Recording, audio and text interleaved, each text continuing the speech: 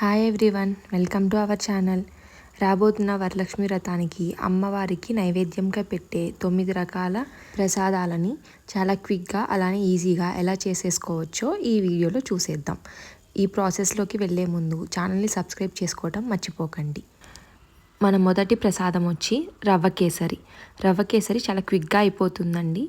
రవ్వ కేసరి చేయటం కోసం ఒక కడాయి పెట్టుకొని అందులోకి 2 టీ స్పూన్స్ దాకా నెయ్యిని వేసుకోవాలి.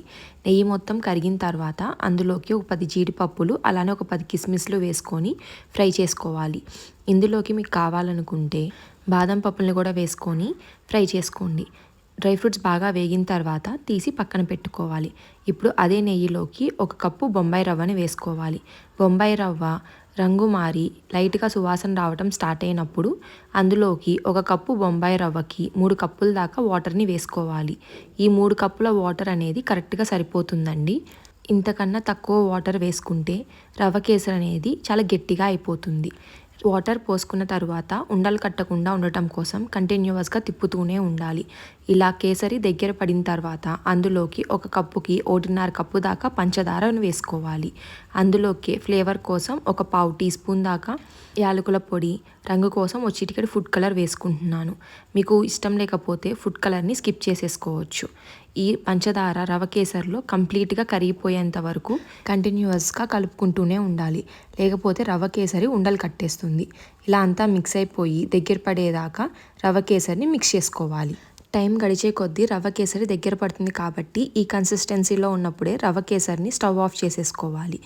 ఇలా ఈ కన్సిస్టెన్సీలోకి వచ్చి ఉడకపట్టినప్పుడు అందులోకి మనం ముందుగా ఫ్రై చేసుకున్న డ్రై ఫ్రూట్స్ని వేసుకొని ఒకసారి బాగా మిక్స్ చేసుకొని స్టవ్ ఆఫ్ చేసుకుంటే మన ఫస్ట్ ప్రసాదం రవ్వ కేసరి రెడీ అయిపోయింది. ఇప్పుడు మన నెక్స్ట్ రెసిపీలోకి వెళ్దాం. రెండో ప్రసాదం వచ్చి బెల్లం పాయసం. బెల్లం పాయసం చేయటం కోసం 1 గ్లాసు బియ్యం, 1/2 గ్లాసు సగ్గు బియ్యాన్ని 1 గంట పాటు నానబెట్టుకున్నానండి. నేను ఇక్కడ అన్ని 1 గ్లాసు కొలతలతో తీసుకున్నాను. మీకు ఏ కప్పు కావాలంటే ఆ కప్పు కొలతని తీసుకోండి. ఇలా నానబెట్టుకున్న వాటిని పక్కన పెట్టుకుందాం. ఇప్పుడు ఎందులో అయితే పాయసం కాయాలనుకుంటున్నామో అందులోకి 1 కప్పు బియ్యానికి 4 కప్పుల పాలు, 1 కప్పు నీళ్లు తీసుకుంటున్నాను. మీకు కావాలనుకుంటే 2 కూడా చెరి సమానంగా తీసుకోవచ్చు. లేకపోతే మొత్తం పాలతో అయినా పాయసాన్ని చేయొచ్చు. ఇలా పాలు పోసుకున్న తర్వాత స్టవ్ వెలిగించి పాలు పొంగు వచ్చేదాకా ఉండాలి. పాలు ఇలా పొంగు రావటం స్టార్ట్ అయినప్పుడు మనం ముందుగా నానబెట్టుకున్న బియ్యం అలానే సగ్గు బియ్యంలో నుంచి వాటర్ని వంపేసి బియ్యాన్ని సగ్గు బియ్యాన్ని వేసుకొని ఒకసారి బాగా కలుపుకోవాలి. పాలల్లో బియ్యం మెత్తగా కుక్ అయ్యేదాకా కుక్ చేసుకోవాలి. ఇలా దగ్గర పడ్డప్పుడు బియ్యం కుక్ అయినాయో లేదో మధ్య మధ్యలో చెక్ చేసుకుంటూ ఉండాలి. అడుగంటకుండా ఉండటం కోసం కంటిన్యూస్గా తిప్పుకుంటూ ఉండాలి. మీకు కుక్ అయ్యేటప్పుడు పాల క్వాంటిటీ కానీ నీళ్ళ క్వాంటిటీ కానీ తక్కువైందనిపిస్తే మధ్యలో కొంచెం యాడ్ చేసుకోండి. చూపిస్తున్న విధంగా రైస్ బాగా కుక్ అయ్యిందంటే మనకు ఆల్మోస్ట్ పరవాన్నం రెడీ అయిపోయినట్టే. ఇప్పుడు ఇందులోకి స్టవ్ ఆఫ్ చేసేసి 2 మినిట్స్ కూల్ డౌన్ చేసిన తర్వాత అందులోకి 2 కప్పుల దాకా బెల్లాన్ని వేసుకోవాలి. నేను ఇక్కడ తాటి బెల్లం పొడి వేస్తున్నానండి. మీ దగ్గర ఏ బెల్లం ఉంటే ఆ బెల్లం వాడుకోవచ్చు. 1 కప్పు బియ్యానికి 2 కప్పుల దాకా బెల్లం పొడి కానీ బెల్లం తురుము కానీ వేస్తే సరిపోతుంది. బెల్లం బాగా కరిగిపోయేదాకా కలుపుకొని దీన్ని పక్కన ఉంచుకొని ఇప్పుడు డ్రై ఫ్రూట్స్ కోసం పోపు ప్యాన్ పెట్టుకొని అందులోకి 1 టేబుల్ స్పూన్ నెయ్యి వేసుకొని నెయ్యి కరిగిన తర్వాత ఒక 10 నుంచి 15 జీడిపప్పులు వేసి వేయించుకోవాలి. అవి లైట్గా వేగిన తర్వాత అందులోకి ఒక 10 నుంచి 15 కిస్మిస్లు వేసి అవి కూడా బాగా వేయించుకోవాలి.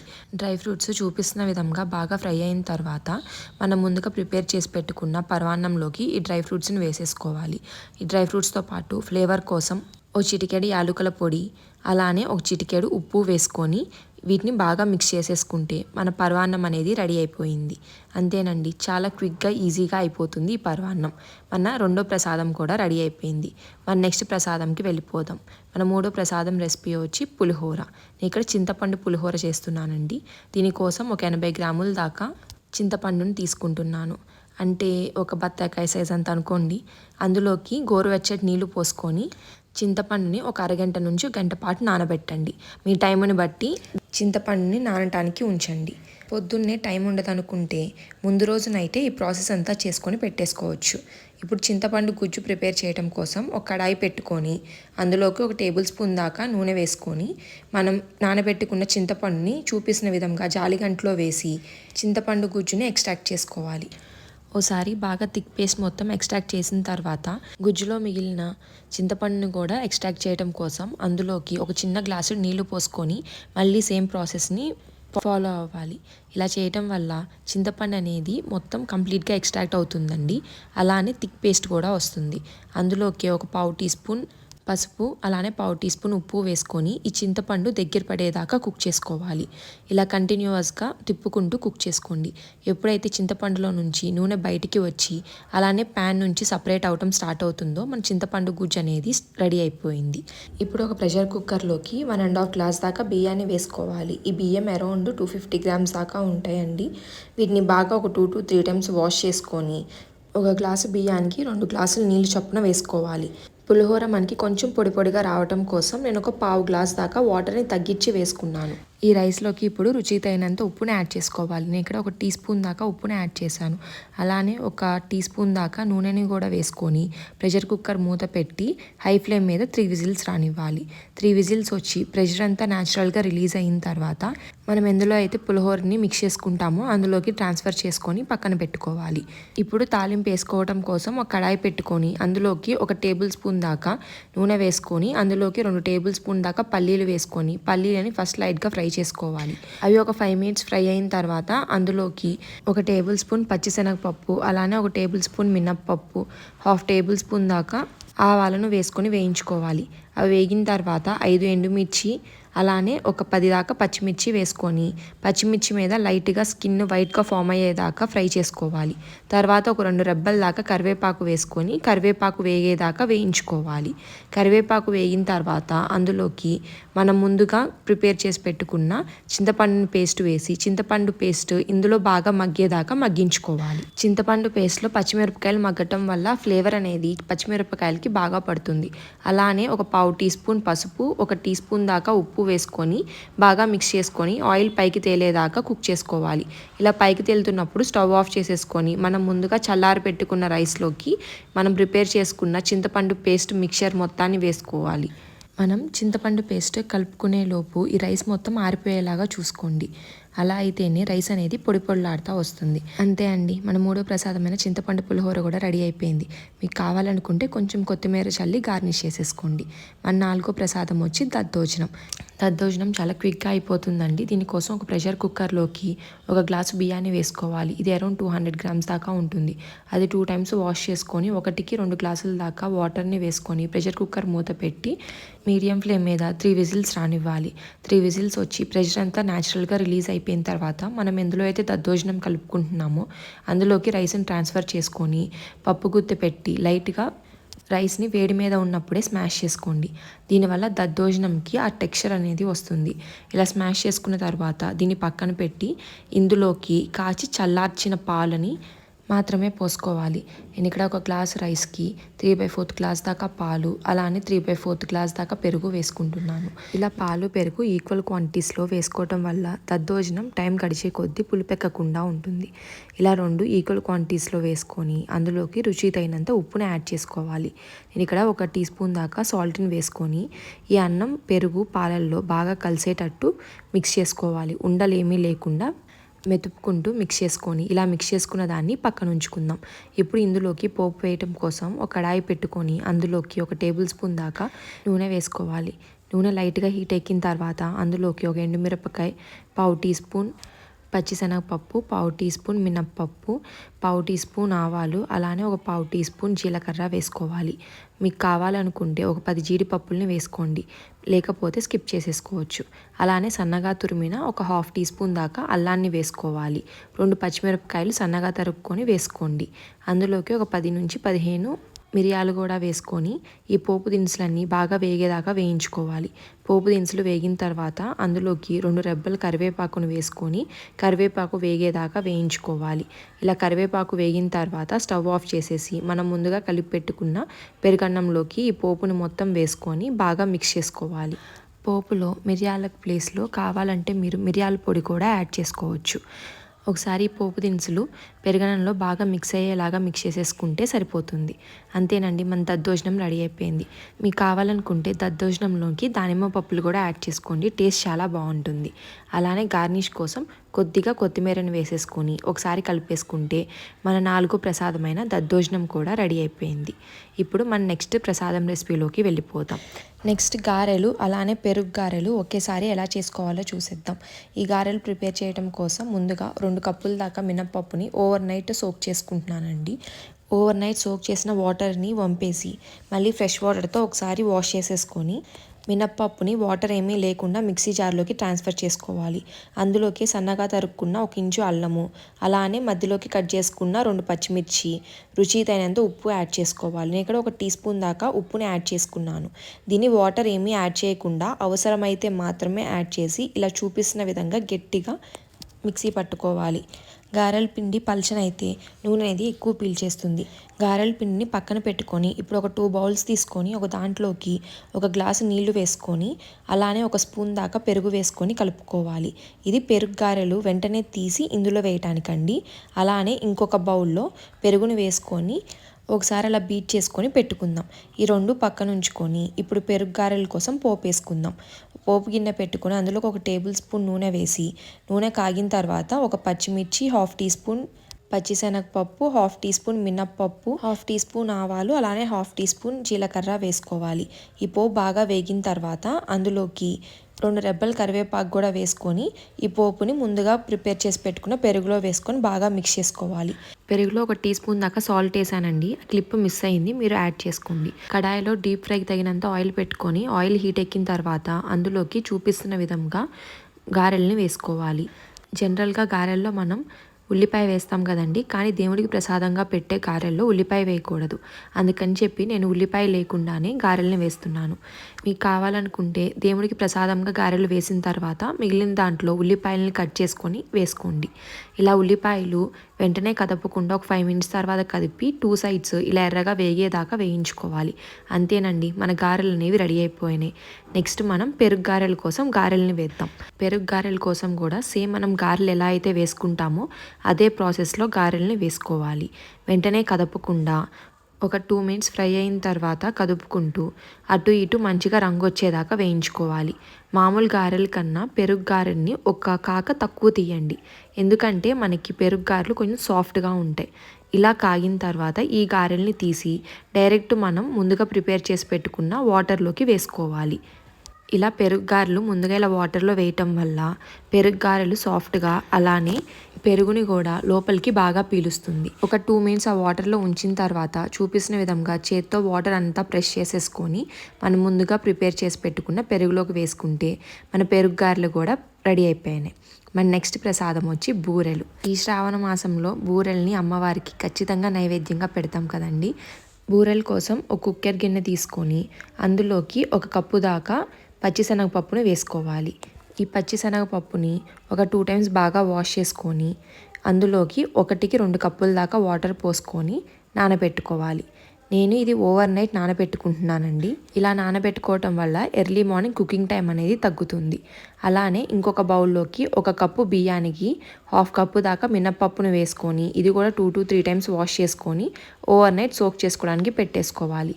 నెక్స్ట్ డే మార్నింగ్ పప్పు బాగా నానిపోయింది. చూసారా, చాలా సాఫ్ట్గా నానింది. ఇప్పుడు ఇందులో ఉన్న ఎక్సెస్ వాటర్ అంతా వంపేసి ఒకసారి వాష్ చేసుకొని ఇందులోకి 1కి 1.5 కప్పు దాకా వాటర్ని తీసుకోవాలి. మీరు కనుక ఓవర్ నైట్ సోక్ చేయకుండా 1 గంట సోక్ చేస్తే కనుక 1కి 2 కప్పుల దాకా వాటర్ని తీసుకోండి. నేను ఇక్కడ వాటర్ క్వాంటిటీని తగ్గించి తీసుకున్నాను. ఇలా ప్రెషర్ కుక్కర్ మూత పెట్టి 4 విజిల్స్ దాకా రానియండి. ఇది ఉడికేలోపు మనం దోశ పిండిని వేసుకుందాం. దీనికోసం నైట్ అంతా నానబెట్టిన పప్పుని ఒకసారి బాగా క్లీన్ చేసుకొని మిక్సీ జార్లోకి ట్రాన్స్ఫర్ చేసుకొని చూపిస్తున్న విధంగా గ్రైండ్ చేసుకోవాలి. ఈ పిండి అనేది చాలా సాఫ్ట్గా ఉండాలండి. ఇలా సాఫ్ట్గా చేసుకున్న దాన్ని ఒక గిన్నెలోకి ట్రాన్స్ఫర్ చేసుకోవాలి. అందులోకి కొద్దిగా నీళ్లు పోసుకుంటూ కన్సిస్టెన్సీ అనేది అడ్జస్ట్ చేసుకోవాలి. ఒకేసారి ఎక్కువగా వాటర్ వేయకండి, వేస్తే పిండి అనేది పల్చనైపోయి పూర్ణం బూర పైన కోటింగ్ అనేది సరిగ్గా రాదు. ఇలా కొంచెంగా వాటర్ని యాడ్ చేసుకుంటూ కన్సిస్టెన్సీ అడ్జస్ట్ చేసుకోండి. ఇలా చూపిస్తున్న విధంగా ఒక థిన్ లేయర్ అనేది ఫామ్ అవ్వాలి. అలానే ఏలు పెట్టి తీసినప్పుడు కూడా మన ఏలు చుట్టూ పిండి అనేది జారిపోకుండా ఒక థిన్ లేయర్గా ఫామ్ అయి ఉండాలి. ఇప్పుడు అందులోకి 1 చిటికెడు ఉప్పు, పూర్ణం పైన పొర కూడా తీయగా ఉండటం కోసం 1.5 టీ స్పూన్ దాకా షుగర్ని యాడ్ చేసుకుంటున్నాను. మీకు వద్దనుకుంటే స్కిప్ చేయొచ్చు, లేకపోతే బెల్లాన్నైనా యాడ్ చేసుకొని బాగా బీట్ చేసుకొని ఈ పిండిని పక్కన పెట్టుకుందాం. ఈలోపు మనకి పప్పు అనేది కుక్ అయిపోయి ఉంటుందండి. న్యాచురల్గా ప్రెషర్ అంతా రిలీజ్ అయిపోయిన తర్వాత తీసి పప్పు కుక్ అయిందో లేదో చెక్ చేసుకోవాలి. చూపిస్తున్న విధంగా పప్పు అనేది చాలా సాఫ్ట్గా కుక్ అవ్వాలి.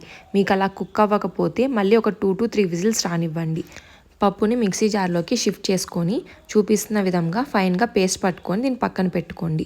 ఇప్పుడు ఒక కప్పు పచ్చిశనగపప్పుకి 1 కప్పు బెల్లం తీసుకొని అందులోకి 1 టీ స్పూన్ నీళ్లు వేసుకొని బెల్లాన్ని కరగనివ్వాలి. బెల్లం కరిగిన తర్వాత 1/2 టీ స్పూన్ దాకా యాలకుల పొడి వేసి ఒకసారి బాగా మిక్స్ చేసుకోవాలి. ఇలా పొంగొస్తున్నప్పుడు అందులోకి మనం ముందుగా గ్రైండ్ చేసి పెట్టుకున్న పప్పును వేసుకొని బాగా మిక్స్ చేసుకోవాలి. ఇది అడుగంటకుండా అలానే ఉండలు కట్టకుండా కంటిన్యూస్గా మిక్స్ చేసుకుంటూ ఉండాలి. పప్పు అనేది దగ్గర పడటానికి కొంచెం టైం పడుతుందండి. కొంచెం ఓపికగా దాన్ని కంటిన్యూస్గా కలుపుకుంటూ ఉండాలి. ఇలా పప్పు అనేది దగ్గర పడి అంచులకి అతుక్కోకుండా క్లీన్గా వస్తుందో అప్పుడు స్టవ్ ఆఫ్ చేసేసి ఈ పప్పుని ఆరటానికి ఉంచాలి. పప్పు ఆరే కొద్దీ ఇంకా గట్టిపడుతుందండి. ఇలా గట్టిపడినప్పుడు మనం ఉండలు చేసుకోవడం స్టార్ట్ చేయాలి.